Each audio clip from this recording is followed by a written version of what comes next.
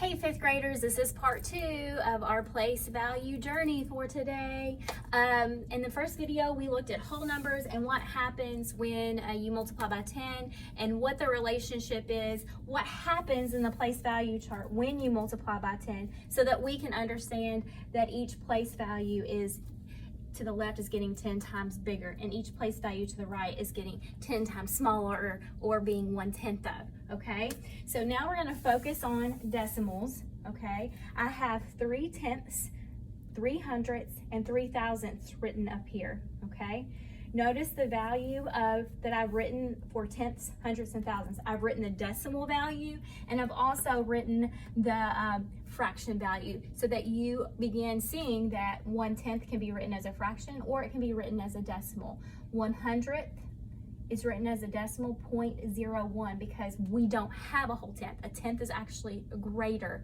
If you remember back from the video earlier this week, I showed you with our place value blocks how I cut the place value pieces, how I cut this into tenths, and then I tried to cut it into hundredths, and then it was like impossible to cut it into thousands.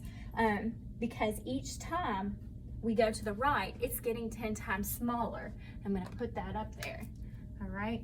So even when we come over, when we split that 1 and we're getting 10 times smaller, that's like dividing by 10. So if we split 1 into 10 equal parts, we get a tenth. If we split a tenth into 10 equal parts, we get 100th. If we split 100th into 10 equal parts, we get 1,000.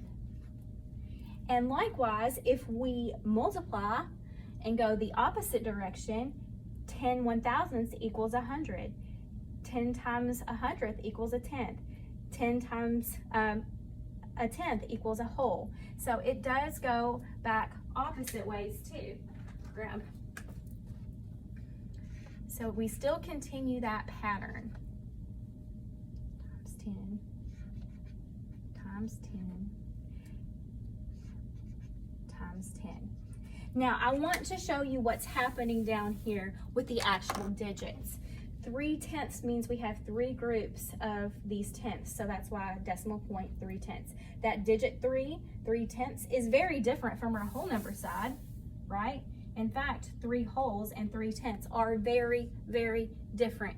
And that's what you're gonna be working on today on this sheet, okay?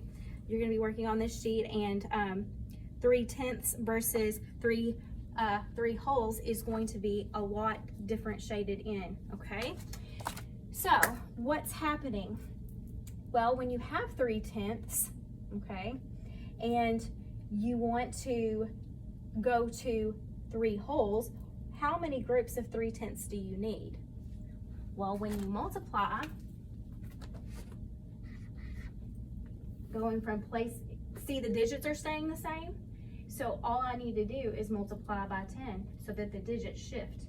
3 times 3/10 times 10 is going to equal my 3 wholes, right? What if I wanted to turn hundredths into tenths? If I wanted to keep the same digit, 300ths times 10 would equal 3/10. If I wanted to go backwards and do division, let's say I wanted to start with 3 wholes and divide 3.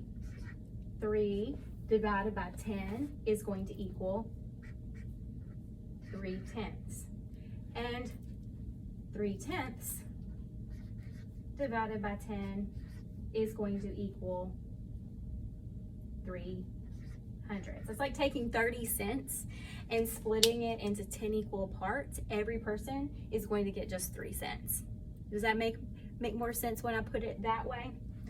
Okay, so let's take a look at,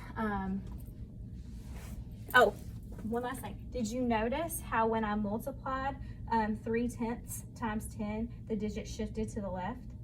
And when I divided 3/10 by 10, it shifted to the right, because when you're multiplying by 10, all the digits shift to the left one place, and when you're dividing by 10, all the digits shift to the right one place.